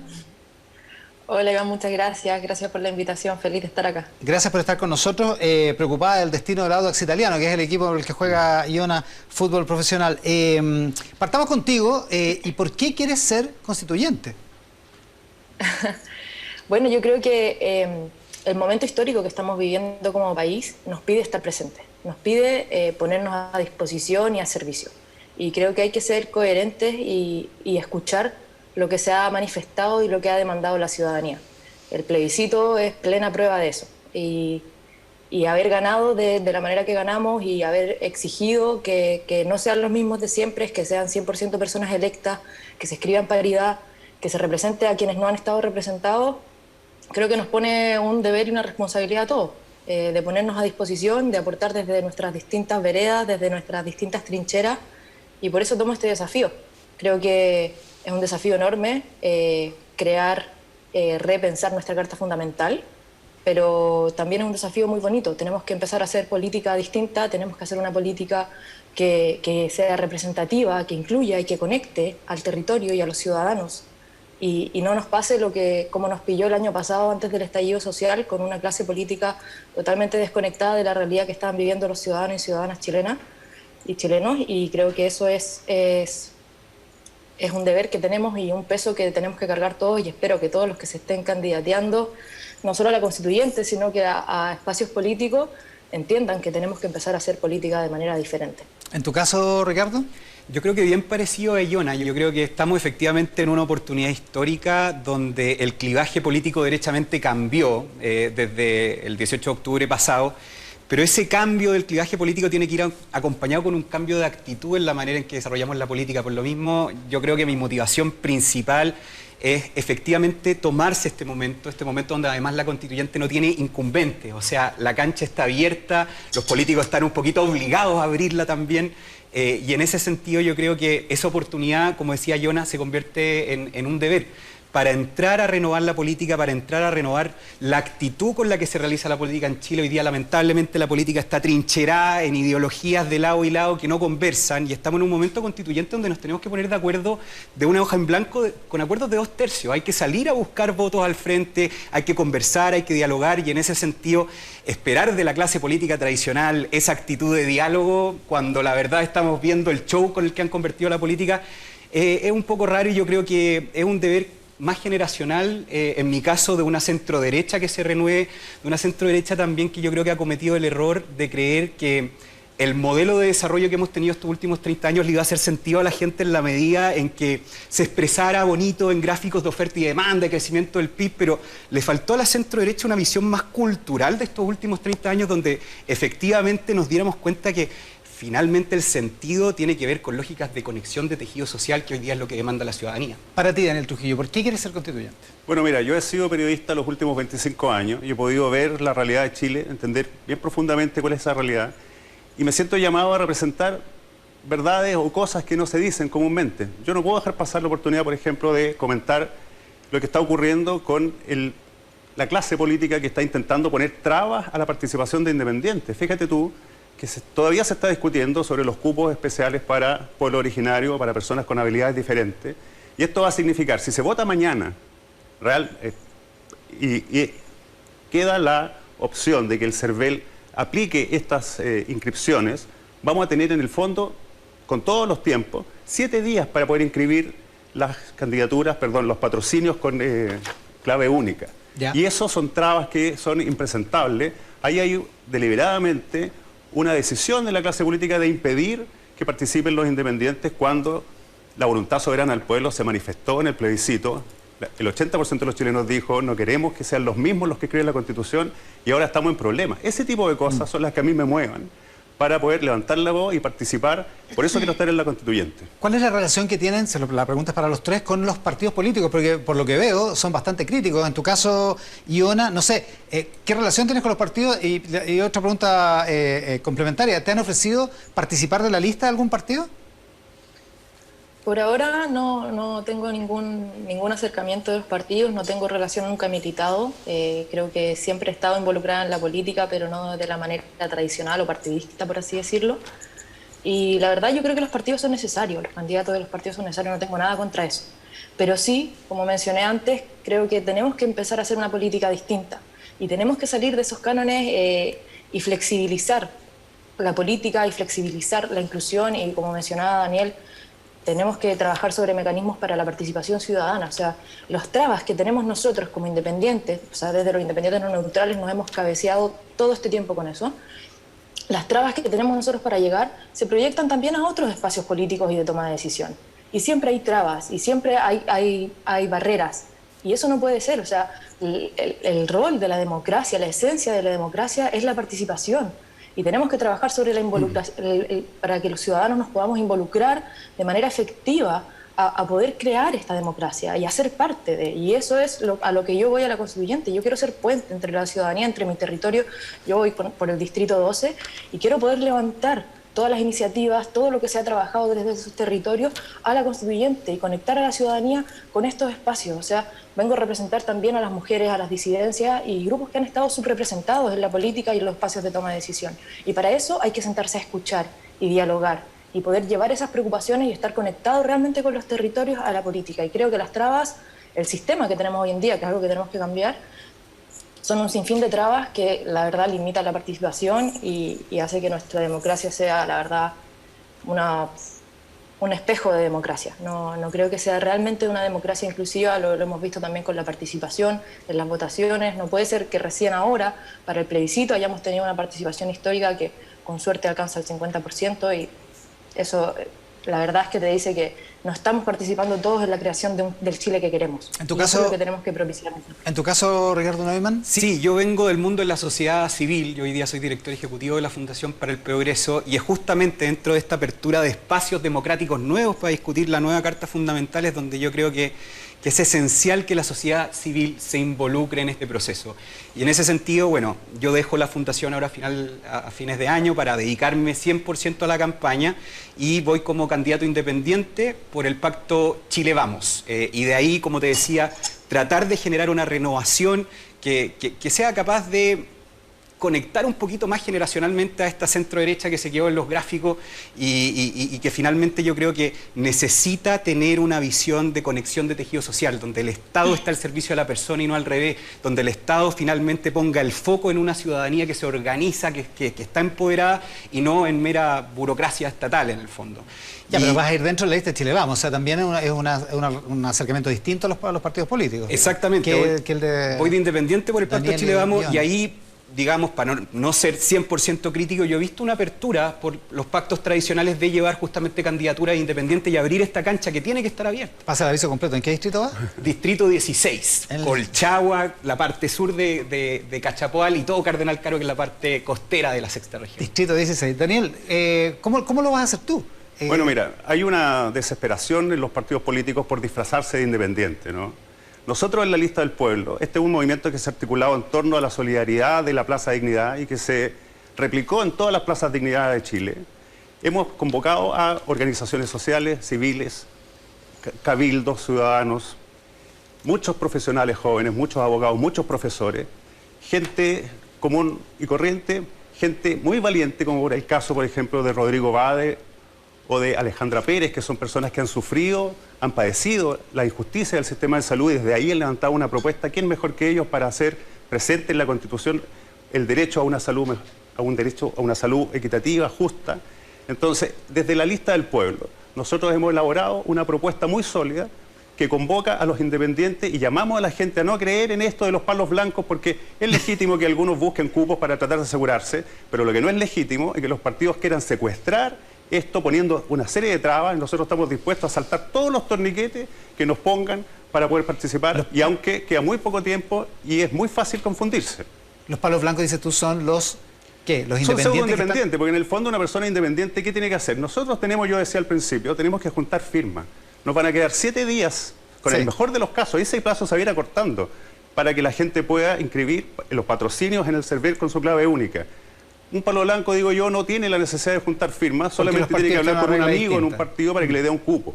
Entonces, eso, cuando la gente en su gran mayoría dijo, no queremos que los mismos escriban la Constitución, ¿por qué le vamos a hacer el juego a los mismos partidos que están preocupados de su propia subsistencia? Pasa el aviso. ¿En qué distrito? Distrito 8, en Maipú, Estación Central, Tiltil, Colina, Lampa, Cerrillos, Quilicura. En el caso de Daniel Trujillo, por la lista del pueblo, una lista independiente. Vamos a seguir conversando con Ilona Rothfeld, que está allá en Estados Unidos, con Daniel Trujillo y con Ricardo Neumann en esta edición de Mesa Central. Hacemos una pausa. Último bloque de Mesa Central, la sección Quiero ser constituyente. Ilona Rothfeld allá en Estados Unidos, Daniel Trujillo acá en el estudio, y también Ricardo Neumann, que indirectamente fue aludido por Daniel, porque Daniel dice, ojo con los palos blancos, que son los independientes que van en las listas de los partidos, que es el caso de Ricardo, que se sintió aludido. Soy un independiente que va por el Pacto Chile Vamos, y hace un rato estábamos hablando justamente de la necesidad de cambiar las actitudes con las que hoy día se llega a la política, y la verdad es que meter a todos los independientes que decidimos ir dentro de un pacto tradicional en el mismo saco de palos blancos, justamente ese tipo de, el nivel de discusión caricaturesca que hoy día tiene la política trincherada. Entonces, yo no niego, Daniel, en todo caso, que efectivamente pueden haber casos así, pero generalizar necesariamente que, por ejemplo, un candidato joven como yo, hoy día de hecho estoy de cumpleaños, cumplo 33 años, queramos efectivamente renovar la política, en mi caso la centro-derecha, con la cual yo me identifico claramente, desde la estructura interna es súper legítimo, y tratar de generar esa lógica antagónica a priori con un eslogan general lo encuentro al menos injusto. Yo creo que, por ejemplo, el Frente Amplio tuvo su oportunidad de renovar a la centroizquierda hace más de 10 años, matando al padre de la concertación. Generaron obviamente cosas buenas y cosas malas, pero hoy día nos damos cuenta que hay un Frente Amplio desgastado, que finalmente con este cascarón de renovación, finalmente hoy día se está yendo a la política añeja con el Partido Comunista. Esa es la razón principal de la crisis que están viendo hoy día, y yo creo que esa oportunidad que tuvo la izquierda de renovarse generacionalmente, una generación que vea las cosas de manera distinta, no tan tecnocrática como en el caso de la centro-derecha lo ha hecho en los últimos 30 años, es una necesidad que también necesita la centro-derecha, y hacerlo dentro de un pacto yo creo que es súper legítimo, y andar con generalizaciones yo creo que retroalimentan esta actitud media simplona con la que vimos la política hoy en día. Daniel Trujillo. Sí, bueno, mira, sentirse aludido es cosa de cada uno. Yo creo que va a ser la ciudadanía la que va a tener que finalmente tener el juicio sobre el desempeño que ustedes tengan. Yo lo único que estoy diciendo es que la práctica política ha hecho trabas para que participen los independientes. Cuando la manifestación del 80% que votó en el plebiscito dijo mixta no, está diciendo no queremos que sean los mismos que han profitado de este sistema, que se han beneficiado de él, de acuerdo los que escriban la nueva institucionalidad en la que van a tener que gobernar. Entonces, a eso nos referimos nosotros, con que hay una desesperación por disfrazarse de independiente para que la gente vote finalmente por ellos, por sus pactos, por sus ideas, que son las mismas que nos conducieron hasta acá. Entonces nosotros decimos, la lista del pueblo es un grupo de gente absolutamente independiente que le responde solamente a la orgánica de sus organizaciones, a los anhelos y a la experiencia que han tomado cada uno de ellos. Eso, además, nos obliga a tener que salir a buscar las firmas, a buscar el patrocinio, y efectivamente con todo en contra. Entonces, yo estoy súper de acuerdo contigo, muy cortito, pero estás hablando de la independencia como fuera un fin en sí mismo, digamos, como si el independiente a priori, que yo lo soy, voy dentro de pacto nomás, pero si el independiente a priori tuviera esta aura mesiánica, de hecho, con la que juega mucho el Frente Amplio, y la verdad es que yo creo que ese juicio que haces tú de esta necesidad que la Convención Constituyente tenga una mirada refrescante desde el mundo independiente, no solamente tiene que ver con la fórmula con la que uno vaya, pues eso es medio reduccionista, yo creo que justamente tiene que ver con las propuestas y las ideas que uno tenga, y es una discusión mucho más profunda, creo. Se nos está acabando el tiempo. Ilona, ¿qué no puede faltar en un nuevo texto constitucional? Muchísimas cosas. Bueno, la verdad es que tratando de sumarme un poco a lo que estaban hablando recién, me parece que sí, podemos hablar muchísimo de lo que se ha equivocado la política o lo que se han equivocado los partidos, las trabas que tenemos, pero creo que estamos contra el tiempo, y el llamado ahora es afirmar.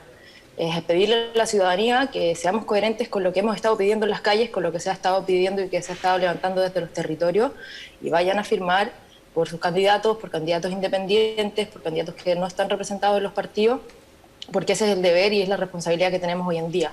Para mí, que no puede faltar muchísimas cosas, pero la búsqueda irrestricta por la dignidad humana. O sea, creo que eso, si bien está consagrado en la Constitución, no se hace aplicable, no se hace efectivo. Tenemos que buscar mecanismos para hacerlo efectivo. Y al menos mi bandera de lucha siempre va a ser y siempre ha sido la equidad de género.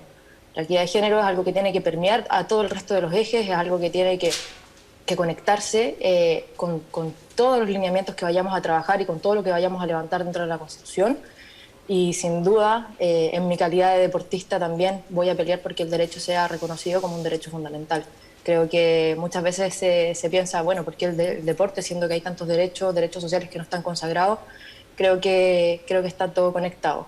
Para mí el deporte es un reflejo de la sociedad y me he construido en eso.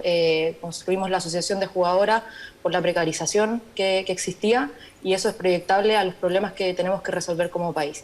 La precarización laboral, la romantización de esa precarización, el sexismo, la discriminación, la no profesionalización. Muy bien, creo que Yona. todas esas cosas están totalmente conectadas y las tenemos que levantar, las tenemos que llevar y tenemos que representar a los grupos que no han estado representados en estos mismos espacios de política de toma de decisión. Así que el llamado es que por favor vayan a votar, nos busquen, porque no estamos en los partidos, no estamos en ese subconsciente general, pero los independientes somos los necesarios en este minuto para conectar a la ciudadanía y para realmente escribir la Constitución, una nueva Constitución en el Chile que queremos crear.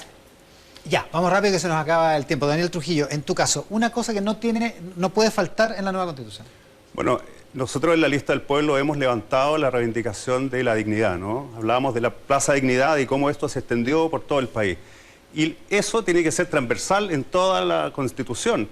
Establecer un concepto de dignidad humana que defina al hombre como integralmente unido, indivisiblemente unido con la naturaleza. Y hablando de dignidad, yo no puedo dejar pasar la oportunidad de decir que en Chile se están violando todavía los derechos humanos.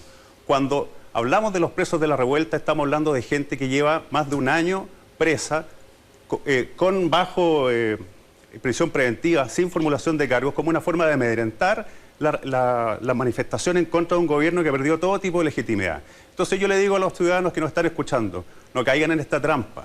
Votemos por independientes porque el pacto lo hicimos en octubre el año pasado, lo ratificamos en octubre de este año, y el pacto es para que la dignidad se haga costumbre. En tu caso, Ricardo Neumann. Sí, yo creo que el Estado tiene que estar al servicio de la persona humana, y efectivamente ahí el concepto central es la dignidad, y yo en eso estoy muy de acuerdo con Yona y con Daniel. El tema aquí es ¿cuál es la significación que realmente le damos a la dignidad? Porque si ocupamos la dignidad simplemente como un mecanismo narrativo para pedirle una carta al viejito Pascuero con los derechos sociales en la Constitución, la verdad es que es una forma que va a generar expectativas falsas en una ciudadanía que yo creo que no podemos seguir defraudando.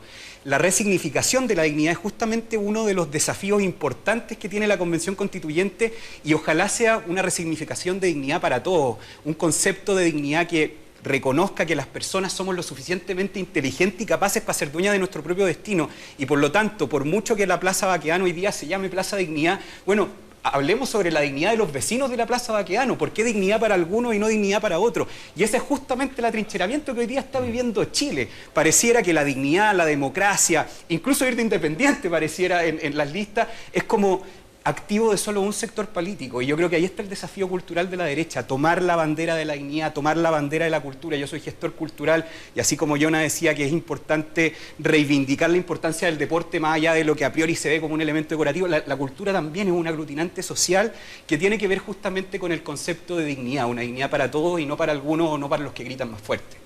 Ricardo Neumann, abogado, Daniel Trujillo, periodista, y Yona Rothfeld, futbolista y cientista política, titulándose allá en Estados Unidos. Les agradezco mucho que hayan estado en este capítulo de Quiero Ser Constituyente al interior de nuestro programa Mesa Central. Muchas gracias a los tres.